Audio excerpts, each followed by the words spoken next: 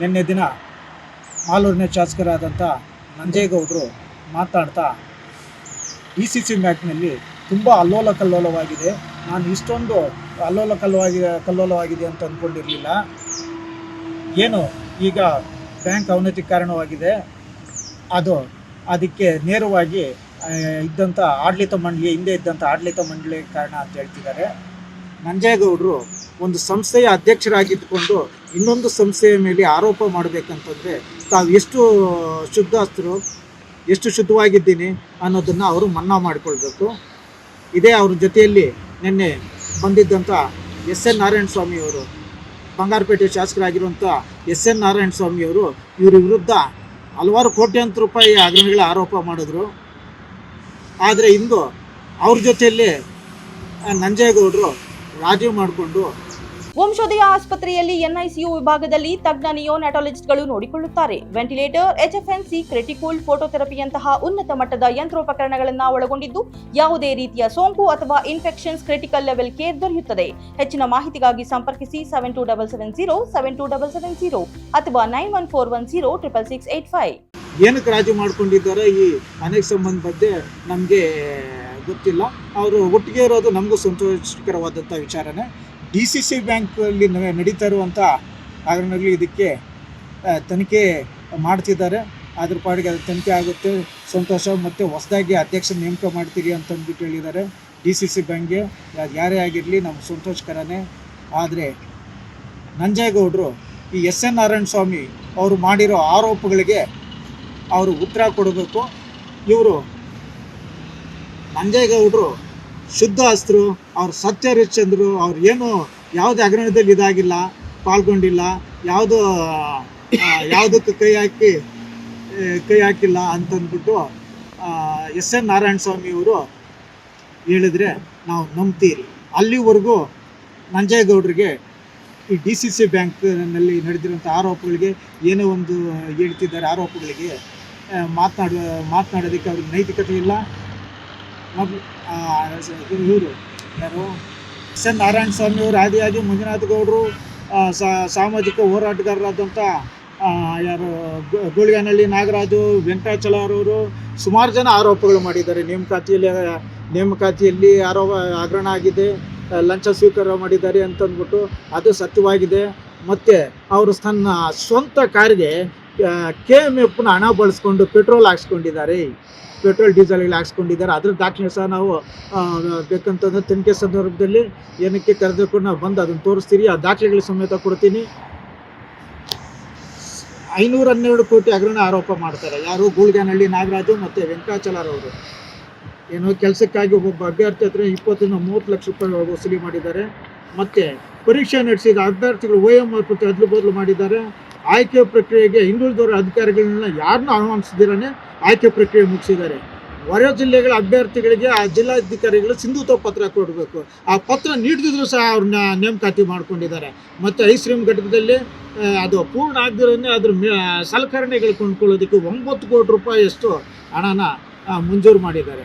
ನಿಗದಿತ ದರಕ್ಕಿಂತ ಹೆಚ್ಚು ದರ ಕೊಟ್ಟು ಖರೀದಿ ಮಾಡಿದ್ದಾರೆ. MEK ಗೋಲ್ಡನ್ ಡೇರಿ ಟೆಂಡರ್ನಲ್ಲಿ ಸಹ ಅಕ್ರಮ ಆಗಿದೆ. ಇಷ್ಟೆಲ್ಲ ಅಕ್ರಮಗಳು ಇಟ್ಕೊಂಡು ಇವ್ರ ಮೇಲೆ ಇಷ್ಟೆಲ್ಲ ಆರೋಪಗಳು ಇದ್ದರೆ ಕೂಡ ಇವರು ಸತ್ಯ ಹರಿಶ್ಚಂದ್ರರಂತೆ ನಂಜೇಗೌಡರು ಪೋಸ್ಟ್ ಕೊಡ್ತಿದ್ದಾರೆ. ನಂಜೇಗೌಡರು ಬೇರೊಬ್ಬರ ಮೇಲೆ ಆರೋಪ ಮಾಡಬೇಕಂತಂದರೆ ಅವರು ತಾವು ಎಷ್ಟು ಶುದ್ಧಾಸ್ತ್ರು ಅನ್ನೋದನ್ನು ತಿಳ್ಕೊಬೇಕು. ಮೊದಲು ಅವರು ಸಂಸ್ಥೆನ ಸರಿಪಡಿಸೋ ಅಂಥ ಒಬ್ಬ ಅಧ್ಯಕ್ಷ ನೇಮಕ ಮಾಡಲಿ, ಉಪಾಧ್ಯಕ್ಷ ನೇಮಕ ಮಾಡಲಿ. ಮೊದಲು ಅವ್ರ ಮನೆ ಸ್ವಚ್ಛ ಮಾಡಿಕೊಂಡು ಇನ್ನೊಬ್ಬರ ಮನೆ ಸ್ವಚ್ಛ ಮಾಡೋದಕ್ಕೆ ಬರಲಿ ಅಂತ ಹೇಳ್ತಾ ನಾನು ಇದು ಮಾಡ್ತೀನಿ. SN ನಾರಾಯಣ ಸ್ವಾಮಿ ಅವರು ಕೋಟ್ಯಾಂತರ ರೂಪಾಯಿ ಹಗರಣ ಆಗಿದೆ. ಕೋಚುಮಲ್ಲಲ್ಲಿ ನೇಮಕಾತಿಯಲ್ಲಿ ಹಗರಣ ಆಗಿದೆ. ಮತ್ತು MEK ಡೈರಿ ಕಟ್ಟಡ ಕಾಮಗಾರಿ ಇದರಲ್ಲೂ ಅಕ್ರಮ ನಡೆದಿದೆ ಅಂತಂದ್ಬಿಟ್ಟು ಅವರು ಪತ್ರಿಕಾ ಬಹಿರಂಗವಾಗಿ ಹೇಳಿಕೆ ಕೊಟ್ಟಿದ್ದಾರೆ. ಮತ್ತು ಸರ್ಕಾರಕ್ಕೂ ಪತ್ರ ಬರಿತೀನಿ ಅಂತಂದ್ಬಿಟ್ಟು ಅದನ್ನು ಇದು ಮಾಡಿದ್ದಾರೆ. ನೋಡಿ, ಅವರೇ ಪತ್ರಿಕಾಗೋಷ್ಠಿ ನಡೆಸಿ MEK ಗೋಲ್ಡನ್ ಡೇರಿ ನಿರ್ಮಾಣ ಗುತ್ತಿಗೆಯಲ್ಲಿ ಅಕ್ರಮ ಮತ್ತು ಕೋಟ್ಯಾಂತರ ರೂಪಾಯಿ ಲಂಚದ ವ್ಯವಹಾರ ನಡೆದಿದೆ ಅಂತ ಇದು ಮಾಡಿದ್ದಾರೆ. ಮತ್ತು ಕಾನೂನು ಬಾಹಿರವಾಗಿ ಸೋಲಾರ್ ಪ್ಲಾಂಟ್ ಅಳವಡಿಕೆ ಮಾಡಿದ್ದಾರೆ ಅಂತ ಅಂದ್ಬಿಟ್ಟು ಪತ್ರಿಕಾಗೋಷ್ಠಿಯಲ್ಲಿ ಇದು ಮಾಡಿದ್ದಾರೆ, ಅವರೇ ಇದು ಮಾಡಿದ್ದಾರೆ, ಮಾಹಿತಿ ಕೊಟ್ಟಿದ್ದಾರೆ. ಅವರಿಬ್ಬರು ಯಾವ ರೀತಿ ಹೊಂದಾಣಿಕೆ ಮಾಡ್ಕೊಂಡಿದ್ದಾರೆ ಗೊತ್ತಿಲ್ಲ, ಯಾವ ರೀತಿ ಅವ್ರ ಆರೋಪಗಳಿಗೆ ಇದು ಮಾಡಿಕೊಂಡು ಹೊಂದಾಣಿಕೆ ಮಾಡ್ಕೊಂಡಿದ್ದಾರೆ. ಹೊಂದಾಣಿಕೆ ಅಡ್ಜಸ್ಟ್ಮೆಂಟ್ ರಾಜಕಾರಣ ಮಾಡ್ತಿದ್ದಾರೆ ಯಾರು, ನಂಜೇಗೌಡರು. ಅವ್ರ ಧ್ವನಿ ಎದ್ದಿರೋಂಗೆ ಇವ್ರಿಗೇನಾದ್ರೂ ಆಂಶಗಳು ಕೊಟ್ಟಿರ್ಬೋದು. ಗೌಡ್ರು ಕೋಮುಲ್ನಲ್ಲಿ 300 ಕೋಟಿ ಅಕ್ರಮ ನಡೆದಿದೆ. ಪ್ರತಿದಿನ ರೈತರು ಲಕ್ಷ ಹಣ ಸಂಘಟಿತವಾಗಿ ದರೋಡೆ ಮಾಡಿದ್ದಾರೆ, ಬೋಗಸ್ ಕಂಪ್ನಿಗಳ ಮೂಲಕ ಹಣ ಲೂಟಿ ಅಂತ ಅಂದ್ಬಿಟ್ಟು ಅವರು ಪತ್ರಿಕಾಗೋಷ್ಠಿ ಇದು ಮಾಡಿದ್ದಾರೆ. ಮತ್ತು ಅಂತರ್ಗಂಗೆ ಪತ್ರಿಕೆ ಎಚ್ಚರಿಸಿತ್ತು ಏನಂತ, ಆಡಳಿತ ಮಂಡಳಿ ಅವ್ರ ವಿರುದ್ಧನೂ ಅಬ್ಬರಿಸಿದ್ರು, ಇದು ಮಾಡಿದ್ರು. ಸಿಬ್ಬಂದಿ ನೇಮಕ ಲಂಚದ ಆರೋಪ ಸತ್ಯವಾಯಿತು, ಲಂಚ ಕೊಟ್ಟು ನೇಮ ಸಿಬ್ಬಂದಿ ಭವಿಷ್ಯ ಅತಾಂತರವಾಯಿತು ಅಂತಂದ್ಬಿಟ್ಟು ಅಂತರ್ಗಂಗೆ ಪತ್ರಿಕೆಯವರು ಬರೀತಾರೆ.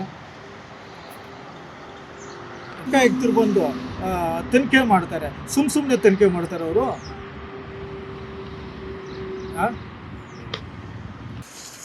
ಕೋಮುಲ್ ಅಧ್ಯಕ್ಷ ನಂಜೇಗೌಡ ಅವಧಿಯಲ್ಲಿ 500 ಕೋಟಿ ಲೂಟಿ ಆರೋಪ ಮಾಡಿದ್ದಾರೆ. ಯಾರು? ಮಂಜುನಾಥ್ ಗೌಡರು, ಮಾಜಿ ಶಾಸಕರು. ಇದನ್ನು CBI ತನಿಖೆಗೆ ವಹಿಸ್ಬೇಕು ಅಂತಂದ್ಬಿಟ್ಟು ಕೋರ್ಟ್ನಲ್ಲಿ ಹೋರಾಟ ಮಾಡ್ತೀನಿ ಅಂತ ಎಲ್ಲ ಹೇಳಿದ್ರು. ನಂತರ ಸಾಮಾಜಿಕ ಹೋರಾಟಗಾರ ಗೂಳ್ಗಾನಹಳ್ಳಿ ನಾಗರಾಜು ಮತ್ತು KP ವೆಂಕಟಚಲರವರು ಕೋಮುಲ್ನಲ್ಲಿ ನಡೆದ 300 ಕೋಟಿ ಅಲ್ಲ 512 ಕೋಟಿ ಅವ್ಯವಹಾರ ED ಮತ್ತು CBIಗೂ ದೂರು ಕೊಟ್ಟಿದ್ದೀನಿ ಅಂತಂದ್ಬಿಟ್ಟು ಪತ್ರಿಕಾಗೋಷ್ಠಿಯಲ್ಲಿ ಹೇಳ್ತಾರೆ.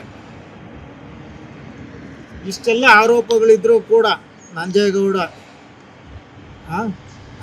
ಇಷ್ಟೆಲ್ಲ ಆರೋಪಗಳು ಇಟ್ಕೊಂಡು ಮತ್ತೆ ಅದನ್ನು ಲೂಟಿ ಮಾಡ್ತಾ ಅದನ್ನು ಅದು ಒಂದು ಗಣಿ ರೀತಿಯಲ್ಲಿ ಸಿಕ್ಕೋಗ್ಬಿಟ್ಟಿದೆ. ಎಷ್ಟು ಬೇಕೋ ಅಷ್ಟು ಗಣಿಯಲ್ಲಿ ಲೂಟಿ ಮಾಡ್ತಾ ಇದ್ದಾನೆ, ಬಾಚ್ತಾ ಇದ್ದಾನೆ. ಇದನ್ನು ಸಂಪೂರ್ಣವಾಗಿ ತನಿಖೆ ಮಾಡಬೇಕು. ಅವ್ರದ್ದೇ ಸರ್ಕಾರ ಬೇರೆ ಇದೆ, ಅವರೇ ತನಿಖೆ ಮಾಡಲಿ. ಇವಾಗೇನು DCC ಬ್ಯಾಂಕ್ ಇದಕ್ಕೆ ತನಿಖೆ ಮಾಡಲಿ, ಅದನ್ನು ಉದ್ಧಾರ ಆಗೋದಕ್ಕೆ ಏನು ಬೇಕೋ ನಮ್ಮದು ಸರ್ಕಾರನ ಬಳಸ್ಕೊಂಡು ಇದು ಮಾಡ್ತಾ ಇದ್ದೀನಿ ಅಂತ ಹೇಳ್ತಿದ್ದಾರೆ. ಅದನ್ನು ಮಾಡಲಿ. ಮತ್ತು ಇವಾಗ ಕೋಮಲ್ ಅವ್ರ ಜೊತೆಲಿದ್ದಂಥ ಇನ್ನೊಬ್ಬ ಪುತ್ತೂರು ಮಂಜುನಾಥ್ ಅವ್ರು ಹೇಳಿದ್ರು, ಯಾರು KMF ಅಲ್ಲಿ ದುಡ್ಡು ತಿಂದಿದ್ದಾರೋ ಅವ್ರ ಕೈಗಳು ಕುಷ್ಠರೋಗ ಬರ ಅಂತ. ಅವ್ರ ಜೊತೆಯಲ್ಲೇ ಇದ್ದಾರೆ. ಎಲ್ಲರೂ ಅವರು ತನಿಖೆ ಮಾಡಲಿ, ಕೋಮಲಲ್ಲಿ ಈ ಆರೋಪಗಳಿಗೆಲ್ಲ ಇದು ಉತ್ತರ ಕೊಡಲಿ. ಮತ್ತು ಇದು ಅಕ್ರಮಗಳ ಆರೋಪಗಳು ಸಾಬೀತಾಗಿದೆ, ಅದಕ್ಕೇನಂತ ಹೇಳ್ತಾರೆ. ಇದಕ್ಕೆ ಅವರೇ ಹೇಳಿದ್ರು, ಯಾರ ಆಡಳಿತ ಅವಧಿ ಇರ್ತದೋ ಅವ್ರ ಅವಧಿಯಲ್ಲಿ ನಡೆದಿರೋಂಥ ಘಟನೆಗಳೇ ಅವರೇ ಕಾರಣರು ಅಂತ ಅಂದ್ಬಿಟ್ಟು ಅವರೇ ಹೇಳಿದ್ದಾರೆ. ಹಾಗಾದರೆ ಇದಕ್ಕೆಲ್ಲ ಕಾರಣ KMF ಅಲ್ಲಿ ನಡೆದಿರೋ ಹಗರಣಗಳಿಗೆಲ್ಲ ಕಾರಣ ನಂಜೇಗೌಡ್ರಿ. ಅವರೇ ಸ್ವತಃ ಒಪ್ಕೊಂಡಿದ್ದಾರೆ. ಅವರು ಇದರಲ್ಲಿ ಅವರದ್ದು ಶುದ್ಧಿ, ಅವ್ರ ಮನೆ ಶುದ್ಧಿ ಆಗಿರೋ ಬೇರೊಬ್ಬರ ಮನೆ ಬಗ್ಗೆ ಮಾತನಾಡ್ತಿದ್ದಾರಲ್ಲ, ಮೊದಲು ಅವ್ರು ಶುದ್ಧಿ ಆಗಿಬಿಟ್ಟು ಅವ್ರ ಮನೇನ ಶುದ್ಧಿ ಮಾಡಿಬಿಟ್ಟು ಬೇರೊಬ್ಬರ ಮನೇನ ಶುದ್ಧಿ ಮಾಡಲಿ ಅಂತ ನಾನು ಕೇಳ್ಕೊಳ್ತೀನಿ.